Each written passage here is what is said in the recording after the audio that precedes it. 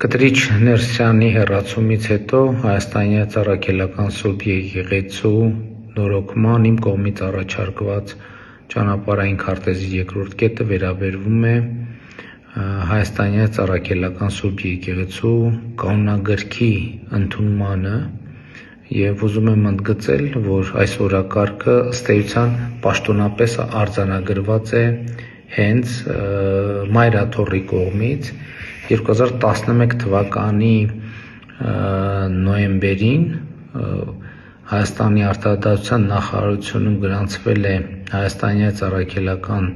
Սուրբ Եկեղեցու կանոնադրությունը, որի մեջ ասվում է հետևյալը. մոտ ապագային կազմվելու է Հայաստանյան Առաքելական Եկեղեցու կանոնադրություն, փակագծերում սահմանադրություն, որը հանդիսանալու է հիմնական արժեքը նրա նվիրապետական ամբողջ կառույցի։ Այսինքն ըստ էության ինչ է ստացվում,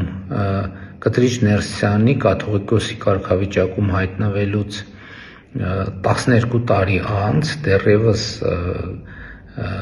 կանոնադրությունը համապատասխան համապարփակ կանոնագիրքը չկա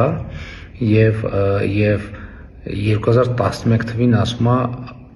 մոտ ապագայում դա կընդունվի, 2011 թվից էլ անցել է եւս 14 տարի։ Այսինքն սա ցույց է տալիս գործերի իրական դրությունը Հայաստանյան Առաքելական Սուրբ Եկեղեցում Կտրիչ Ներսյանի առաջնորդությամբ եւ ըստ էության այս ապականոնական վիճակը դիտավորյալ է ստեղծվել, որպեսզի որևէ կանոնի գոյության հստակ պատկերացում եւ ընկալում չլինի եւ տեղի ունենա այն, ինչ տեղի ունենում եւ հետեւաբար շատ կարեւոր է, որ Հայաստանյան Առաքելական Սուրբ Եկեղեցին Կտրիչ Ներսյանի հեռացումից եւ տեղապահի ընտրությունից անմիջապես հետո անցնի նոր կանոնագրքի մշակմանը եւ ընդունմանը, որտեղ հստակ, թափանցիկ կանոններ կգործեն, որոնք հասկանալի, տեսանելի կլինեն ոչ միայն հոգեվորականներին, այլև հանրությանը, այսինքն կլինեն հրապարակային եւ մեզ բոլորիս պարզ կլինի, թե եկեղեցին ինչ կանոններով, ինչ արժեքներով է